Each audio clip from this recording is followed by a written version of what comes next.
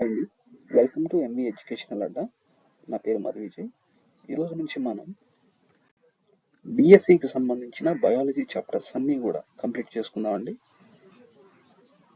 DSC point of వ్యూలో ఉండే ప్రతి చాప్టర్ని చాలా డెప్త్గా చెప్పుకుందాం. ఈరోజు వచ్చేసి అవయవ వ్యవస్థలు అనే ఒక టాపిక్ గురించి చెప్పుకుందామండి. అవయవ వ్యవస్థలో ముఖ్యంగా 7 అవయవ వ్యవస్థల గురించి మనం చెప్పుకుంటాం. అవి వచ్చేసి ఒకటి జీర్ణ వ్యవస్థ, రక్త ప్రసరణ వ్యవస్థ, నాడీ వ్యవస్థ, అంతఃస్రావక వ్యవస్థ, శ్వాస వ్యవస్థ, అస్థిపంజర వ్యవస్థ, అలాగే కండర వ్యవస్థ. ఈరోజు వచ్చేసి మనం జీర్ణ వ్యవస్థ అనే టాపిక్ గురించి చెప్పుకుందామండి. జీర్ణ వ్యవస్థ జీర్ణ వ్యవస్థ యొక్క డెఫినేషన్ మనం చూసుకుంటే సంక్లిష్ట ఆహార పదార్థాలను ఎంజైమ్ల సహాయంతో సరళ ఆహార పదార్థాలుగా మారుస్తుందండి. అసలు ఈ సంక్లిష్ట ఆహార పదార్థాలు అంటే ఏంటి? వాటిని సరళ ఆహార పదార్థాలుగా ఎందుకు మార్చాలి? ఫర్ ఎగ్జాంపుల్, మనం తీసుకునే కార్బోహైడ్రేట్స్ అంటే రైస్ ఇట్లాంటివి తీసుకుంటాం కదండి, వాటిలో కార్బోహైడ్రేట్స్ అనేది ఉంటుంది. మన శరీరం డైరెక్ట్గా కార్బోహైడ్రేట్స్ అనే దాన్ని తీసుకోలేదు. సో అందువలన వాటిని శరీరం తీసుకునే విధంగా మార్చాలి. అంటే కార్బోహైడ్రేట్లని గ్లూకోజులుగా మార్చుకోవాలి. ఫర్ ఎగ్జాంపుల్, మనం చూసుకుంటే సంక్లిష్ట రూపం, సరళ రూపం. ఇప్పుడు పిండి పదార్థాలు వచ్చేసి గ్లూకోజ్గా మార్చాలి.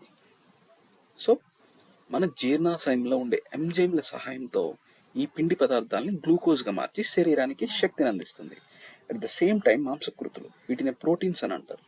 ఈ ప్రోటీన్స్ని అమైనో ఆమ్లాలుగా, క్రొవ్వులని గ్లిసరాల్ లేదా కొవ్వు ఆమ్లాలుగా మారుస్తుంది.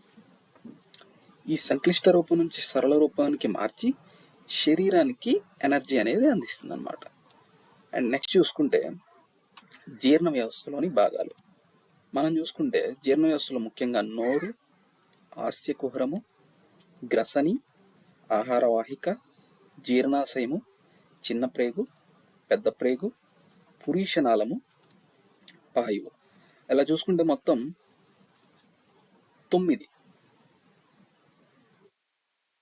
9 భాగాలు అనేవి ఉన్నాయన్నమాట.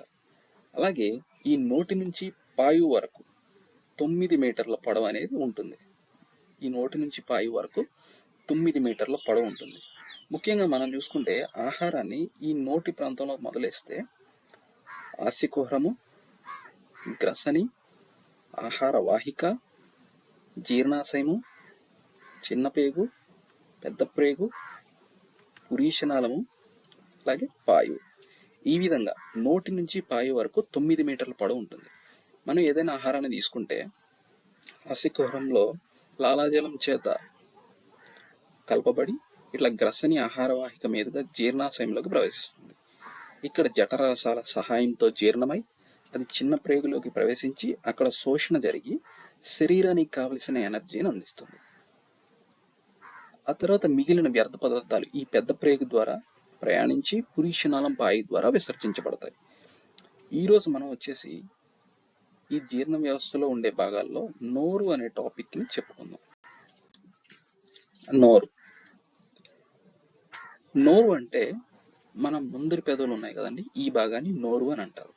నోటి ద్వారా ఆహారాన్ని తీసుకోవడాన్ని అంతఃసరణం లేదా అంతఃగ్రహణం అని అంటారు. అలాగే జీవి ఆహారం తీసుకునే విధానాన్ని బట్టి చూస్తే మానవుడు నోటి ద్వారా ఆహారాన్ని తీసుకుంటాడు. మానవుడు నోటి ద్వారా, అలాగే అమీబా మిథ్యాపాదాల ద్వారా. మనకు చూసుకుంటే అమీబా వచ్చేసి ఇట్లా ఉంటుంది కదా, పిచ్చి పిచ్చిగా ఇట్లా ఉంటుంది కేంద్రకం.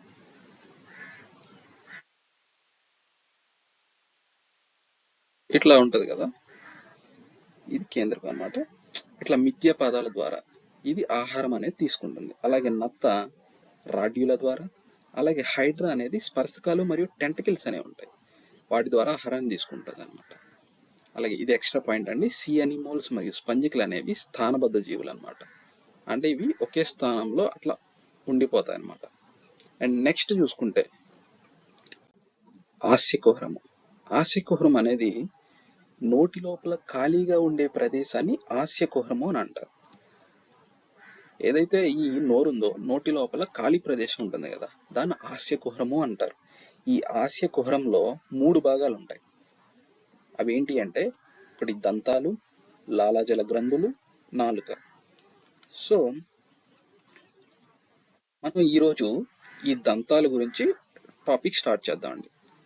ఈ దంతాల టాపిక్ ఈరోజు సెషన్లో మొత్తం పూర్తి చేసుకొని రేపటి సెషన్లో ఈ లాలాజల గ్రంథులు, నాలుక గురించి కంప్లీట్ చేసుకుందాం. ఓకేనా? దంతాలు. ఈ దంతాల గురించి అధ్యయనం చేసే శాస్త్రాన్ని ఓడెంటాలజీ అంటారు. ఎట్లాగైతే చర్మం గురించి అధ్యయనం చేసేదాన్ని డెర్మటాలజీ అంటారో, ఈ దంతాల గురించి అధ్యయనం చేసేదాన్ని ఓడెంటాలజీ అంటారు. దంతాలకు వైద్యం చేసే డాక్టర్స్ ని డెంటిస్ట్ అని అంటారు. అట్లాగే దంతాలకు చేసే చికిత్సని రూట్ కెనాల్ థెరపీ అంటారు. రూట్ కెనాల్ థెరపీ అని అంటారు. దంతాలు పొడవుగా మరియు వెడల్పుగా అమరి ఉండడాన్ని బూనోడాట్ దంత విన్యాసం అని అంటారు. అట్లాగే దంతాలు దవడ గర్తాలలో అమరి ఉండడాన్ని, ఏదైతే దంతాలు ఉంటాయి కదా, ఇవి దవడల్లో అమరి ఉంటాయి, దీన్ని థింకోడాట్ దంత విన్యాసం అని అంటారు. అండ్ నెక్స్ట్ పాయింట్ చూసుకుంటే, మానవునికి దంతాలు 2 సార్లు వస్తాయి. అంటే మొదట వచ్చే పాలదంతాలు అండ్ తర్వాత వచ్చే శాశ్వత దంతాలు. మానవునికి దంతాలు 2 సార్లు వస్తాయి కాబట్టి దీన్ని ద్వివార దంత విన్యాసం అని అంటారు. అంటే మొదటి దశలో అంటే బాల్య దశలో పాలదంతాలు వస్తాయి, అట్లాగే ప్రౌఢ దశలో మనకు వచ్చేసి శాశ్వత దంతాలు వస్తాయి. ఇలా 2 సార్లు రావడాన్ని ద్వివార దంత విన్యాసం అంటారు. అయితే కొన్ని జంతువుల్లో బహువార దంత విన్యాసం ఉంటుంది. అంటే 2 కంటే ఎక్కువ సార్లు వస్తే దాన్ని బహువార దంత విన్యాసం అని అంటారు. ఫర్ ఎగ్జాంపుల్ మొసలికి చూసుకుంటే 44 సార్లు దంతాలు అనేవి వస్తాయి అన్నమాట. అందువల్ల దాన్ని బహువార దంత విన్యాసం అని అంటారు. సో మొసలికి 44 సార్లు దంతాలు అనేవి వస్తాయన్నమాట. అండ్ నెక్స్ట్ చూసుకుంటే పాలదంతాలు 6 నుంచి 7 సంవత్సరాల వయసులో ఏర్పడి 7 నుంచి 8 సంవత్సరాల వయసులో రాలిపోతాయి అన్నమాట. వీటిని పాలదంతాలు అంటారు. పాలదంతాల సంఖ్య వచ్చేసి 20. అంటే పాలదంతాల సంఖ్య 20. వీటి దంత ఫార్ములా వచ్చేసి 2102/2102. ఇందులో ఈ మొదటి 2 అనేది కుంతకాల్ని, ఈ 1 అనేది రదనికల్ని, ఈ 0 అగ్న చర్వణకాల్ని, ఈ 2 చర్వణకాల్ని సూచిస్తూ ఉంటుంది. వీటి గురించి మనం నెక్స్ట్ టాపిక్ లో చెప్పుకుందాం, ఈ దంతాల రకాల గురించి. అండ్ నెక్స్ట్ చూసుకుంటే శాశ్వత దంతాలు. శాశ్వత దంతాలు వచ్చేసి 32 ఉంటాయన్నమాట. వీటి దంత ఫార్ములా 2123/2123. మనం చూసుకుంటే ఈ 2123/2123లో ఈ మొదటి 2 ఉంది కదా, ఇది వచ్చేసి కుంతకాల్ని, ఈ 1 వచ్చేసి రదనికల్ని, ఈ 2 వచ్చేసి అగ్రచర్వణకాల్ని, ఈ 3 వచ్చేసి చర్వణకాల్ని సూచిస్తుంది. ఈ దంతాలు నోటిలో ఎక్కడెక్కడ అమరి ఉంటాయో కూడా మనం నెక్స్ట్ అప్కమింగ్ స్లైడ్స్ లో చూద్దాం. అండ్ నెక్స్ట్ చూసుకుంటే ఈ దంతాలకు సంబంధించిన ముఖ్యమైన అంశాలు మనం చూసుకుంటే, సాధారణంగా మానవుని దంతాలు మెరుస్తూ ఉంటాయి. దీనికి కారణం ఏంది అంటే, ఎనామిల్ అనే ఒక పొర ఉంటుంది అనమాట. దీన్నే మనం పింగాణి పొర అని కూడా అంటాం. సో ఈ ఎనామిల్ అనేది ఏర్పడాలి అంటే ఫ్లోరిన్ అనే మూలకం అనేది అవసరం అన్నమాట. ఫ్లోరిన్ సరిపడా మోతాదులో తీసుకుంటే ఎనామిల్ అనేది బాగా అభివృద్ధి చెంది దంతాలు మెరుస్తూ కనిపిస్తాయి. అది ఎక్కువగా తీసుకుంటే మళ్ళీ ఫ్లోరోసిస్ అనే వ్యాధి వచ్చే అవకాశం ఉంటుంది, దంత ఫ్లోరోసిస్ అనే వ్యాధి. అండ్ దంతాలు డెంటిన్ లేదా డెంటైన్ అనే పదార్థం చేత ఏర్పడతాయి. ఆరోగ్యవంతమైన మానవునిలో ఎనామిల్ అనేది 93 నుంచి 94% ఉంటుంది. అలాగే మానవ శరీరంలో అత్యంత దృఢమైనది మరియు కఠినమైనది ఎనామిల్. చూసారా, దృఢమైంది మరియు కఠినమైంది. అదే మీరు ఫ్లోరిన్ ఎక్కువ తీసుకున్నారనుకోండి, అత్యంత బలహీనమైనదిగా మారిపోద్ది. అందుకని ఫ్లోరిన్ అనేది తక్కువగా తీసుకోవడం వల్ల ఎనామిల్ కంటెంట్ అనేది సరైన మోతాదులో ఉండి దంతాలకు బలాన్ని చేకూరుస్తుంది, అలాగే మెరుస్తూ కనిపిస్తాయి. దంతాలు మనకి నార్మల్గా నమలడానికి మరియు మాట్లాడడానికి ఉపయోగపడతాయి. ఏకక్రమ దంత విన్యాసం కలిగిన జీవులు. అసలు ఏకక్రమ దంత విన్యాసం అంటే ఏంటి అంటే దానిలో ఒకే రకమైన దంతాలు ఉంటాయి, వేరే దంతాలు ఏమీ ఉండవు, ఒకే రకమైన దంతాలు ఉంటాయి. చేపలు, ఉభయచరాలు, సరీసృపాలు. అలాగే విషమ దంత విన్యాసం, ఇది వచ్చేసి క్షీరదాల్లో ఉంటుంది. ఏకక్రమ దంత విన్యాసానికి విషమ దంత విన్యాసానికి మధ్య ఉన్న తేడా ఏంటి అంటే విషమ దంత విన్యాసాల్లో రకరకాల దంతాలు ఉంటాయి. ఫర్ ఎగ్జాంపుల్ మానవుని తీసుకుంటే కుంతకాలని, రదనికలని, అగ్ర చర్వణకాలని, చర్వణకాలని 4 రకాలు ఉన్నాయి. ఇది విషమ దంత విన్యాసం. ఇలా రకరకాలుగా ఉంటాయి. అదే ఒకే రకమైన దంతాలుంటే ఏకక్రమ దంత విన్యాసం అని అంటారు. అలాగే 17 నుంచి 25 సంవత్సరాల మధ్య 4 కొత్త దంతాలు వస్తాయి, వీటిని జ్ఞాన దంతాలు అంటారు. కొంతమంది కొంచెం లేట్ అవుద్ది అంతే. నెక్స్ట్ చూసుకుంటే దంతాలు రకాలు. ఇవి 4 రకాలు. దంతాలు అనేవి 4 రకాలండి. అందుట్లో మొదటిది వచ్చేసి కుంతకాలు. దీనిని కొరుకు దంతాలు లేదా కత్తెర పళ్ళు అంటారు. ఇవి నోటికి ముందు భాగంలో ఉంటాయండి, పైన 4 కింద 4. వీటి సంఖ్య 8.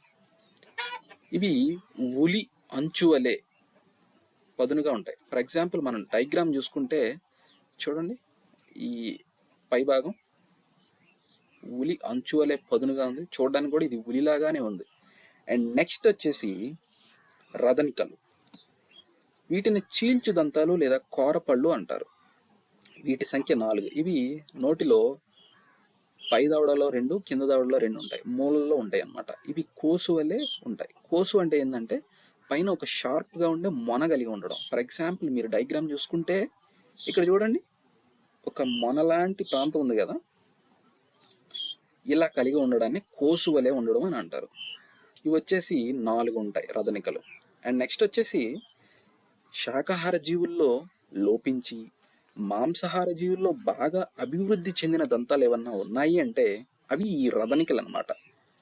ఎందుకు అని అంటే శాకాహార జీవులకి రదనికలు అంతగా ఉపయోగం లేవు. మాంసాహార జీవులు అయితే మాంసాన్ని చీల్చడానికి ఈ రదనికలు అనేవి ఉపయోగపడతాయి. అందువల్ల రదనికలు అనేవి బాగా అభివృద్ధి చెందున్నాయి అన్నమాట. శాకాహార జీవులు అంటే ముఖ్యంగా ఆవులు, గేదెలు, ఇట్లాంటి పశువుల్లో చూసుకుంటే రదనికలు లోపించి గట్టి చిగురు ఉంటుంది అనమాట. దీన్ని డయాస్టీమా లేదా డయాస్టెమ్మా అని అంటారు. అండ్ నెక్స్ట్ చూసుకుంటే దంతాలు రకాల్లో 3వ రకం వచ్చేసి అగ్రచర్వణకాలు. దీన్ని ప్రీమోలార్స్ అని అంటారు ఇంగ్లీష్లో. వీటిని నమిలే దంతాలు అని కూడా అంటారు. వీటి సంఖ్య 8. ఫర్ ఎగ్జాంపుల్ డయాగ్రామ్ చూడండి ఒకసారి. మనం ఫస్ట్ కుంతకాలు చూస్తే ఉలి వలె ఉన్నాయి, రదనికలు చూస్తే కోసు వలె ఉన్నాయి. కానీ ఇవి చూడండి చాలా చదునుగా ఉన్నాయి, పైన ఎట్లాంటిది లేకుండా చాలా చదునుగా ఉంది. అట్లాగే నెక్స్ట్ చూసుకుంటే చరవణకాలు. వీటినే విసురు దంతాలు అంటారు. వీటి సంఖ్య 12 అనమాట. అండ్ మీరు డయాగ్రామ్ చూస్తే ఇంకొంచెం చూడండి, మోలార్ టీత్ ఎలా ఉందో, పైన చదునుగా ఉంది కదా. అగ్రచర్వణకాలు మరియు చర్వణకాలు ఇవి రెండు కూడా పైన చదునైన భాగాన్ని కలిగి ఉన్నాయి. అందువల్ల వీటిని చదును దంతాలు అంటారు. మనం చూసుకుంటే అగ్రచర్వణకాలు 8, అలాగే చర్వణకాలు 12. అగ్రచర్వణకాలు 8, చర్వణకాలు 12. ఇవి రెండు కలిపి 20 చదును దంతాలు ఉన్నాయి. ఇట్లా బిట్ అడిగే అవకాశం ఉంటుందండి, చదును దంతాల సంఖ్య ఎన్ని అని. మనకు అసలు చదును దంతాలు అనేది వినకపోతే ఇవి ఎన్ని ఉన్నాయి అనేది మనం చెప్పలేం. సో చదును దంతాలు అనగానే ఇవి చదును దంతాలు, ఇవి చదును దంతాలే. ఈ రెండింటి టోటల్ మొత్తం కలిపి చదును దంతాల సంఖ్య 20 అన్నమాట. నెక్స్ట్ చూసుకుంటే దంతాలు హాస్య కుహరంలో అమరి ఉండే ప్రదేశాలు. చూడండి, ఇది ఇది పై దవడ, ఇది క్రింది దవడ అన్నమాట. మీరు చూసుకుంటే పై దవడ కింది దవడ అనుకున్నాం కదా, దంతాలు ఎక్కడెక్కడ అమరి ఉంటాయి అనుకున్నాం కదా, ఇదిగోండి ఈ 4 ఉన్నాయి కదా, ఈ 4 వీటిని కుంతకాలు అని అంటారు అనమాట. ఇక పై దవడలో ఈ 4, కింద దవడలో ఈ 4, వీటిని కుంతకాలు అని అంటారు. అండ్ నెక్స్ట్ చూసుకుంటే రదనికలు, ఇదిగోండి ఈ మూల మీద ఒకటి ఉంది కదా, అట్లాగే ఇక్కడ ఒకటి ఉంటుంది, ఇక్కడ కూడా ఒకటి ఉంది చూడండి, రదనికలు. ఇవి చీల్చడానికి ఉపయోగపడతాయి. అండ్ నెక్స్ట్ చూసుకుంటే అగ్రచర్వణకాలు, వీటిని ప్రీమోలర్స్ అంటారు అనమాట. అండ్ నెక్స్ట్ చూసుకుంటే మోలార్స్ అంటే చర్వణకాలు. ఇట్లా ఈ 4 రకాల దంతాలు పై దవడలో మరియు కింది దవడలో ఈ విధంగా అమరి ఉంటాయి. నెక్స్ట్ చూసుకుంటే దంతంలోని భాగాలు. దంతంలో మనకి కిరీటము, మెడ, అలాగే మూలం అనే 3 భాగాలు ఉంటాయి. చూడండి, కిరీటం, ఈ పైకి కనిపించే దంత భాగాన్ని క్రౌన్, కిరీటం అని అంటారు. అట్లాగే మెడ, ఈ మెడ చిగురు దగ్గరలో ఉండే ప్రాంతాన్ని మెడ అని అంటారు. అలాగే మూలం, ఈ మూలం వచ్చేసి దవడ లోపల ఉండే భాగం. ఏవైతే ఈ 2 కొమ్ముల్లాగా ఉన్నాయో ఇవి దవడ లోపల ఉంటాయి, దీనిని మూలం అని అంటారు అనమాట. దంతంలో భాగాలు కిరీటం, మెడ, మూలం అన్నమాట. అండ్ నెక్స్ట్ చూసుకుంటే దంత వ్యాధులు. దంత వ్యాధుల్లో మొదటిది దంత క్షయం. మనం ఇందాక అనుకున్నాం కదా ఎనామిల్ పూత అని. ఎనామిల్ పూత అరిగిపోయినప్పుడు క్యావిటీస్ అనేవి అభివృద్ధి చెందుతాయి, అంటే పళ్ళు పుచ్చిపోవడాన్ని దంతక్షయం అని అంటారు అన్నమాట. అండ్ నెక్స్ట్ చూసుకుంటే జింజివైటిస్, చిగుళ్ళ వాపు, చిగుళ్ళ వ్యాధిని జింజివైటిస్ అని పిలుస్తారనమాట. చిగుళ్ళు వాయడం, రక్తం కారడం, ఇట్లాంటివన్నీ కూడా జింజివైటిస్ అనే వ్యాధి కిందకు వస్తాయి. నెక్స్ట్ చూసుకుంటే పయేరియా, చిగుళ్ళలో అలాగే దంతాల మధ్య బ్యాక్టీరియా పేరుకుపోవడం వల్ల వాసన రావడం అనేది జరుగుతుంది. ఇది పయేరియా యొక్క లక్షణాలు. ఇట్లా. అండ్ నెక్స్ట్ చూసుకుంటే ఫ్లోరోసిస్. ఇందాక మనం అనుకున్నాం కదా దంతాలపై ఎనామిల్ పొర మంచిగా ఉండాలంటే ఫ్లోరిన్ అనే మూలకం అవసరం అని. ఫ్లోరిన్ అనే మూలకాన్ని తగిన మోతాదులో తీసుకోవాలి. ఉంది కదా అని ఎక్కువగా తీసుకుంటే పళ్ళు పచ్చగా మారిపోవడం, పళ్ళ మీద గీతలు రావడం, అట్లాగే దంతాలు విరిగిపోవడం లాంటివి జరుగుతూ ఉంటాయి అన్నమాట. ఈ 4 కూడా దంత వ్యాధులు అన్నమాట. ఈ ఫ్లోరోసిస్ ఎక్కువగా ఉండడం వల్ల దంత ఫ్లోరోసిస్ అనే వ్యాధి వస్తుంది. ఈ విధంగా మనం అస్యకుహరంలో ఉండే దంతాలకు సంబంధించిన చాప్టర్ అనేది కంప్లీట్ చేసాం. రేపటి సెషన్లో నాలుక మరియు లాలాజల గ్రంథుల గురించి తెలుసుకుందాం. అలాగే దంతక్షయం యొక్క డయాగ్రామ్ చూస్తే ఇక్కడ చూడండి, పళ్ళు పుచ్చిపోయి ఇట్లా బ్లాక్ కలర్లోకి మారిపోయింది, దీన్నే దంతక్షయం అంటారు. నెక్స్ట్ జింజివైటిస్, ఇది చూడండి చిగుళ్ళు వాచి రక్తం కారుతుందో చూసారా, ఇట్లా ఉండడాన్ని జింజివైటిస్ అని అంటారు. ఈ విధంగా ఈరోజు వచ్చేసి మనం జీర్ణాశయంలోని నోరు గురించి వివరించుకున్నాం. అట్ ది సేమ్ టైం హాస్య కుహరం గురించి అండ్ దాంట్లో ఉండే 3 భాగాల్లో మొదటి భాగమైన దంతాల గురించి వివరించుకున్నాం. రేపటి సెషన్లో నాలుక మరియు లాలాజల గ్రంథుల గురించి వివరించుకుందాం. థ్యాంక్ యూ అండి. మీకు ఈ కంటెంట్ నచ్చినట్లయితే ఎంబీ ఎడ్యుకేషనల్ అడ్డాని సబ్స్క్రైబ్ చేసుకోండి, అలాగే షేర్ చేయండి, లైక్ చేయండి. Thank you so much.